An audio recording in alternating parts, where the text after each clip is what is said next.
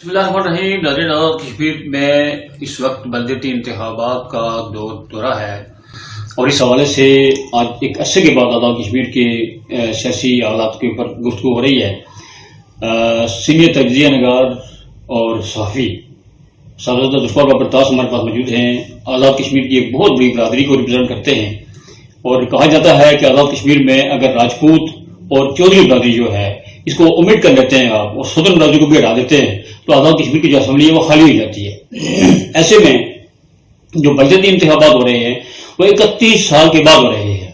یہ آزاد کشمیر کی بہت بڑی بدنصیبی ہے کہ وہاں پر مقامی نمائندوں کو کبھی بھی موقع نہیں ملا کہ وہ اپنے لوگوں کی نمائندگی کریں اور جو ان کے حقوق ہیں ان کے لیے لڑیں اور اپنے علاقے کے لیے ترقیاتی کام کروا سکیں.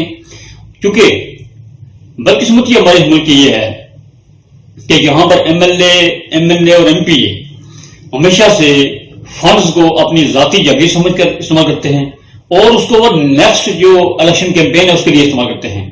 صاحب السلام علیکم. جی وعلیکم السلام.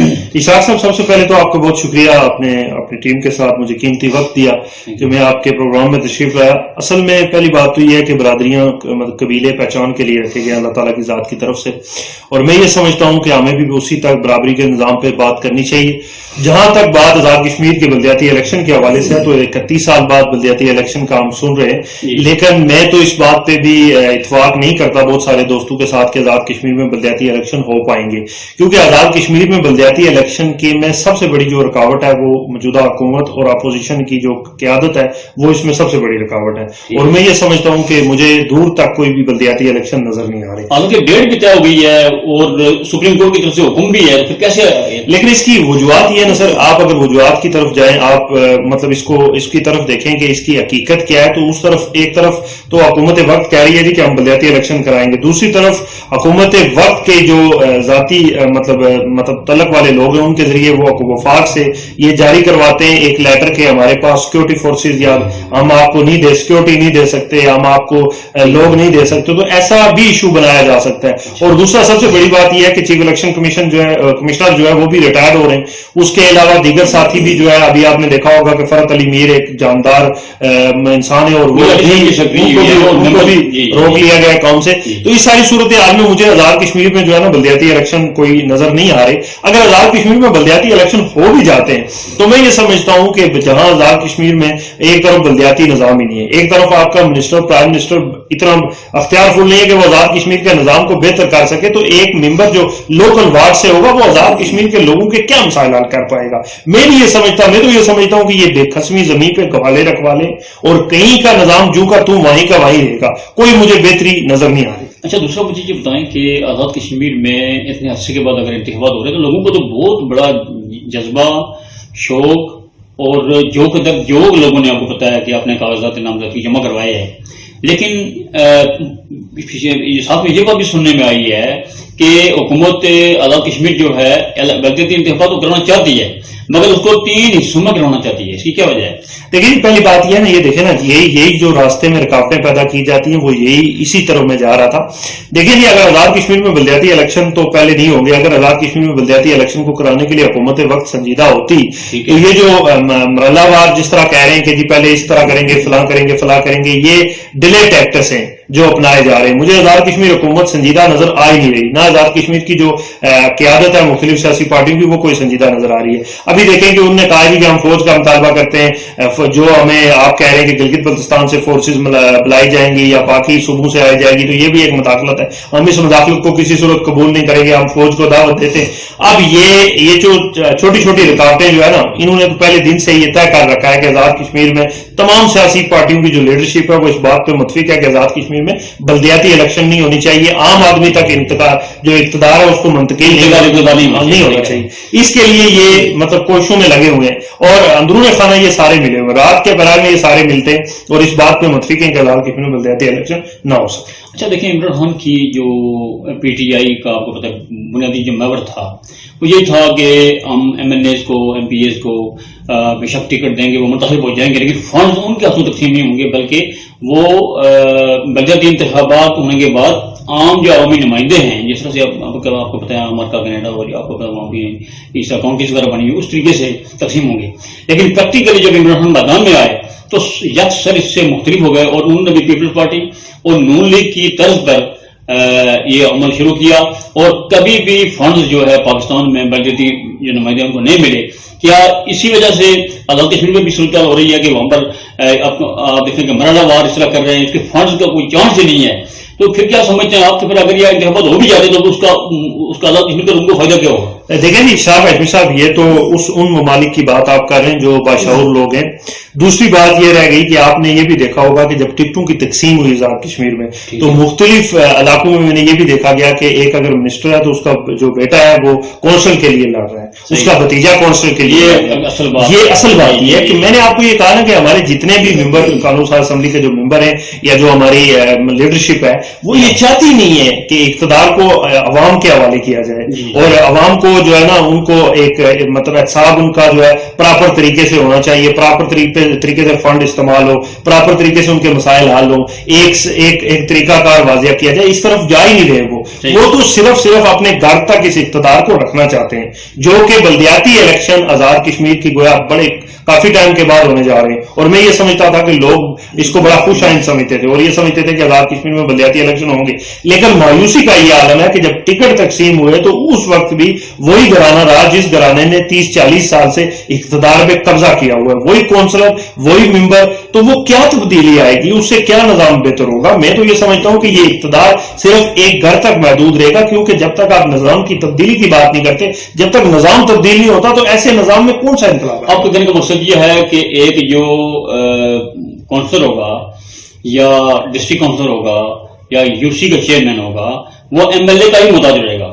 بالکل ایسا ہی ہے سر. آپ مجھے ایک بات بتا دیں، اگر ایک منسٹر ہے اس کا بیٹا کونسلر ہے تو بات تو وہیں سے جا کے نکلی نا، بات تو اقتدار اسی گھر تک چلا گیا، پھر بلدیاتی الیکشن کرانے کا کیا مقصد ہے؟ اچھا، یہ بات بھی بڑی ڈسکس ہو رہی ہے کہ برادری ازم کو بہت زیادہ فروغ دیا گیا ہے، اور دوسرا مجھے یہ بتائیں کہ برادری ازم کو فروغ دیے بغیر آپ کیسے چل سکتے ہیں؟ اینٹی برادری تو آپ چل نہیں سکتے. جس طرح سے آپ نے کہا کہ ہر بندہ یہ چاہتا ہے کہ اقتدار میرے پاس رہے، پاور میرے پاس رہے، چونکہ میں ایم ایل اے ہوں یا ایم پی اے ہوں یا پھر منسٹر ہوں. جب ہم منسٹر بن جاتے ہیں تو آپ کو پتا ہے عوامی پراپرٹی بن جاتے ہیں، پورے کشمیر کی پراپرٹی بن جاتے ہیں. لیکن ہماری بدقسمتی بھی یہ ہے کہ جب ہماری کوئی بندہ منسٹر بنتا ہے پھر بھی وہ ایم ایل اے رہتا ہے. کشمیر بھر میں نہیں سمجھتا ہوں کہ کوئی منسٹر جو ہے پرائم منسٹر کے علاوہ کوئی بھی منسٹر ہو کشمیر بھر میں کسی حلقے میں جگہ گیا ہو، نہیں سمجھتا ہوں. وہ ساری زندگی جو ہے سارے 5 سال جو ہے پورے 5 سال گزارتا ہے مگر وہ اپنے حلقے کا ہی منسٹر رہتا ہے. دیکھیں جی اشاق صاحب، جہاں تک سب سے پہلے تو آپ نے جس طرح مجھے بھی کہا کہ آپ ایک بڑی برادری کے نمائندے ہو، بالخصوص گجر برادری کے حوالے سے بات آپ نے کی. گجر برادری کبھی برادری ازم نہیں کر پائی. اس کی بڑی وجہ یہ ہے کہ اگر گجر برادری جو ہے وہ برادری ازم کرتی تو ایک پرائم منسٹر آزاد کشمیر میں ہوتا ضرور، ایک بھی پرائم منسٹر آزاد کشمیر میں نہیں دے سکے. تو اس کی زندہ مثال ہو کیا ہو سکتی ہے؟ میں یہ سمجھتا ہوں کہ جو گجر برادری ہے وہ کبھی بھی برادری ازم نہیں کر پائی، وہ تقسیم در تقسیم ہی رہی ہے. دوسری بڑی بات یہ کہ آزاد کشمیر میں پاکستان تحریک انصاف کی حکومت کو لانچ کرنے کے بعد ہی برادری ازم کو فروغ دیا گیا تھا. اب مختلف قبائل کو ٹکٹ جاری کیے، ان میں جو ہے نا برادری ازم کو دیکھا گیا. آزاد کشمیر کے اندر اس میں کوئی دو رائے نہیں ہے کہ سب سے پہلے تو گجر برادری ساتھ راجپوت، انہوں نے تقسیم در تقسیم کر کے برادریوں کے چکر میں سیاست نے عوام کا نظام جو ہے آپ کے سامنے ہی ہے. لیکن میں یہ سمجھتا ہوں کہ برادریوں سے بالاتر ہو کر ایک نظریے کے ساتھ آپ کو آنا چاہیے، ایک سوچ کے ساتھ آنا چاہیے. عوامی مسائل حل کرنے کا جو بہترین آپ کا ترجمان ہے، علاقے کے لیے جو بات کر سکتا ہے، جو ایک اچھی سوچ رکھتا ہے، میرے خیال میں میری برادری کو، برادری کا ممبر یا برادری کا عہدیدار یا برادری کا ترجمان وہ ہوتا ہے برادری، کیونکہ خوشی غمی میں دکھ میں برابر میں آپ کا شریک ہو، برادری کا ممبر وہی آپ کا. بالکل میں یہ سمجھتا ہوں تو اس کو ذاتوں میں تقسیم کر کے آپ یہ سمجھیں کہ آزاد کشمیر ہو، پاکستان ہو، کہیں پر بھی اگر آپ برادری ازم کے چگل میں پھنس جائیں گے تو پھر میرے خیال میں مشکل ہے کہ آپ ترقی کی طرف جا سکیں. دیکھیں مجھے یاد ہے کہ کے پی کے میں جب بلدیاتی انتخابات ہوئے تو اس کے بعد ان لوگوں کو جب فنڈ نہیں ملے انہوں نے بہت بڑا مظاہرہ کیا. تو خان صاحب نے اسٹیٹمنٹ دی کہ جتنی کی سیلری بن جاتی ہے یا جتنے کا اسٹائپنڈ بنتا ہے یہ تقریباً خربوں میں بنتا ہے. جو ان کا بجٹ ہے وہ 20 ارب ہے اور جو ان کا اسٹائپنڈ بنتا ہے وہ 3 خرب ہے. مجھے یہ بتائیں کہ ہمارا سسٹم ہی ایسا ہے کہ یہاں پر MLA MPA کے بغیر آپ چل ہی نہیں سکتے.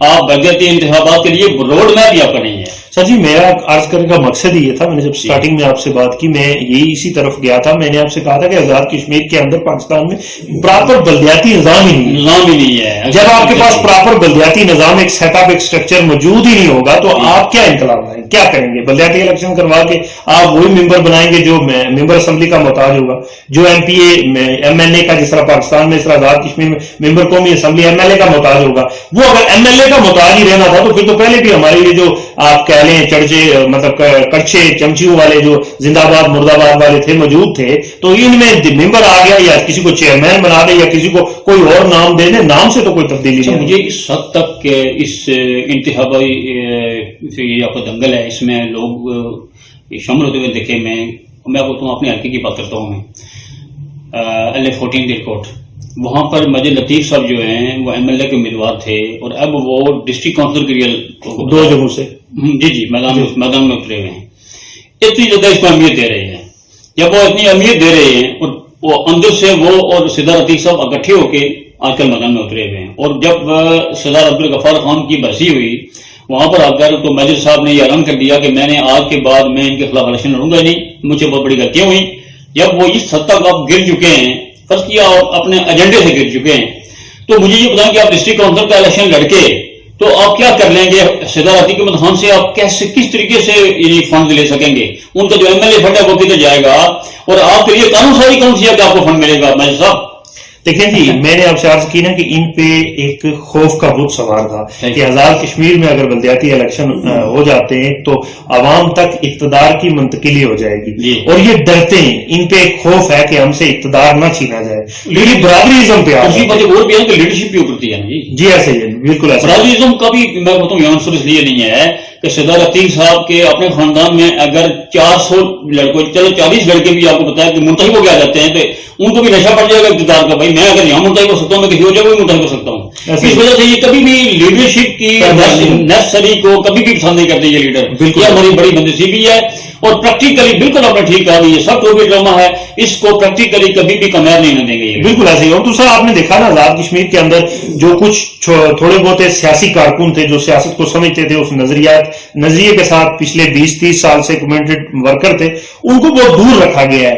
عام لوگوں کو جن کو پتہ ہی نہیں ہے کہ بلدیا, اگر کسی سے پوچھا جائے کہ یار آپ بلدیاتی الیکشن لڑ رہے ہو, کونسلر ہو یا جو بھی آپ جس کے لیے بھی آپ نے کاغذات نامزدگی جمع کروائے, اس کے حوالے سے پوچھا جائے کہ آپ کرنا کیا چاہ رہے ہیں, اس کا مقصد کیا, تو اس بیچارے کو یہ پتہ ہی نہیں ہے کہ بلدیاتی ممبر کا مقصد کیا ہوتا ہے, کام کیا ہوتا ہے, وہ کیا کرنا چاہتا ہے, وہ کیا کر سکتا ہے. تو ان لوگوں کو لا کے میں نے آپ کو کہا نا کہ یہ اقتدار کو صرف اپنے ذات تک رکھنا چاہتے ہیں, یہ کبھی بھی اقتدار کو عوام تک منتقل نہیں ہونے دیتے. یہ راستے میں بے شمار ٹوپی ڈرامے کریں گے, کچھ کیے ہیں کچھ اور کریں گے, کچھ بلدیاتی الیکشن کے حوالے سے کریں گے, کچھ پارٹیوں کی ٹکٹ تقسیم کے حوالے سے کریں گے. مطلب میں آپ کو یہ کہہ رہا ہوں کہ یہ لوگوں کو غلام در غلام بنا کر, ان لوگوں کو ذہنی غلام بنا کر اپنا اقتدار اپنے آب و اجداد بیٹوں والدین تک ہی رکھیں گے, کہیں دوسری طرف منتقل نہیں ہوگی. اچھا, کوٹا حویلی کو ریفر کرتے ہیں, وہاں سے آپ کا تعلق ہے, وہاں بھی برادری بہت بڑی ہے, مجھے برادری ہے, آپ کو بھی آفر ہوئی ہوگی ضرور, آپ کو پتا چودھری نذیر صاحب کیا نام ہے, چودھری احمد نذیر صاحب جو ہیں وہ آپ کے کزن ہیں, میرا خیال ہے رشتے دار بھی ہیں.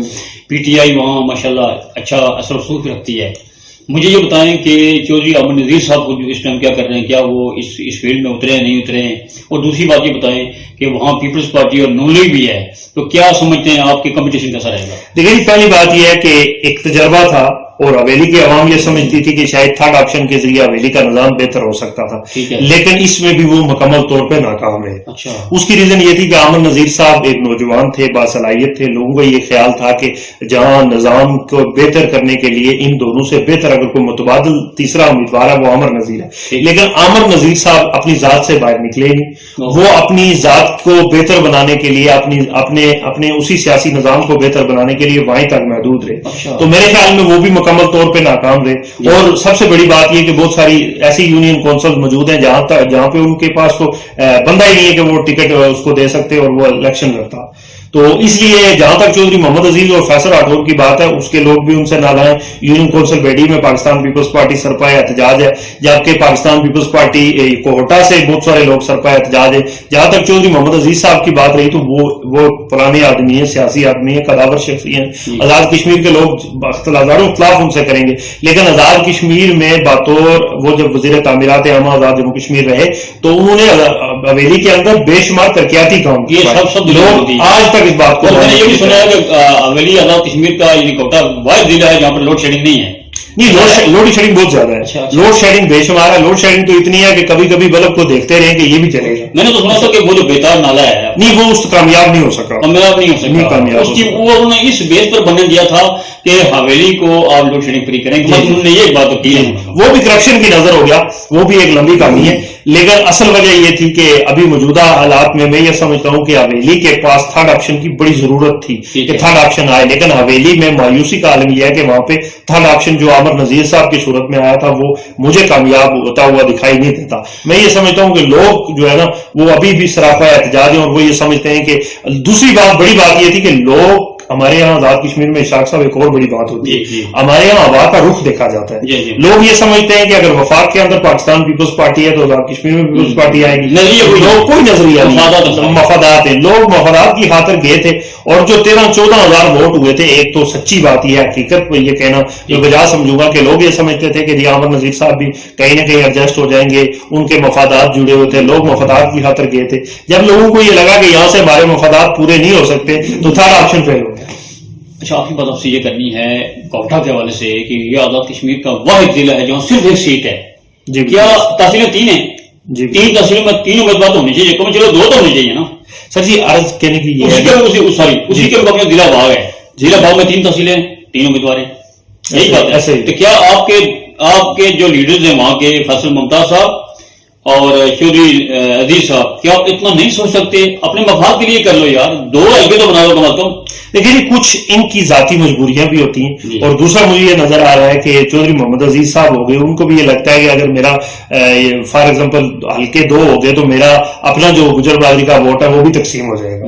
ایک سب سے بڑی وجہ یہ ہے. فیصل ممتاز راٹھور کو بھی یہ پتا ہے کہ اگر ہلکا دوسرا ہو گیا تو خواجہ طارق سے ایزیلی سیٹ نکال جائیں گے اور میں کس طرف جاؤں گا. یہ اس لیے سیاسی اپنی ذاتی مفادات کی خاطر یہ دوسرے عوام کے حقوق کو غصب کر رہے ہیں. اور میں یہ سمجھتا ہوں کہ زیادہ دیر تک آپ کسی بھی نظام کے خلاف جو ہے مطلب نظام کے سسٹم کو لانچ نہیں رکھ سکتے. آئے گا ایک وقت کہ یہ نظام تبدیل ہوگا، لیکن اس کے لیے کوئی تھرڈ آپشن آئے تو آئے، ورنہ فی الحال مجھے اللہ حافظ نظر آتا ہے. صاحب بہت شکریہ آپ کا، thank you very much. Thank you جی، تھینک یو. آج کی گفتگو ہم سمیٹتے ہیں اور اس ڈسکشن کے ساتھ کہ آپ بلدردی امیدوار کی حیثیت سے بہت آگے گئے ہیں، نفرتیں بھی بانٹ رہے ہیں، محبتیں بھی بانٹ رہے ہیں، لیکن یہ یاد رکھیے گا کہ اس کے وہ اثرات آپ کو نہیں ملیں گے سوائے آپ کو پتا ہے کہ عہدے ملنے کے اور وزٹنگ کارڈ چھپوانے کے. اور ایک اور بات بھی آپ کی بات پر جو واسکٹ رکھی گئی ہیں وہ واسکٹیں آپ کو سردی میں کام آ جائیں گی. جی جی، ایسی حقیقت. اس سے بڑھ کے آزاد کشمیر کا جو نظام ہے وہ دیکھیں ایم ایل اے شپ کا نظام ہے، اس کے علاوہ آپ کو کچھ بھی نہیں ملے گا. ہاں ایک بات ضرور ہے کہ ڈسپیرٹیز پیدا ہوں گی، نفرتیں پیدا ہوں گی، جھگڑے ہوں گے، باقی ہمیں کچھ نظر نہیں آ رہا. اللہ کرے ایسا کوئی نظام بن جائے، لیکن جس نظام کو نافذ کرنے والے خود ہی جو ہے وہ آپ کو پتا ہے سپریم کورٹ کے کہنے پر یہ کر رہے ہوں، وہ اس کے حق میں اس کے مخرج کیسے ہو سکتے ہیں. اس وقت کے لیے اتنا ہی. اشراق کشمیر کو اجازت دیجیے. السلام علیکم ورحمۃ اللہ وبرکاتہ.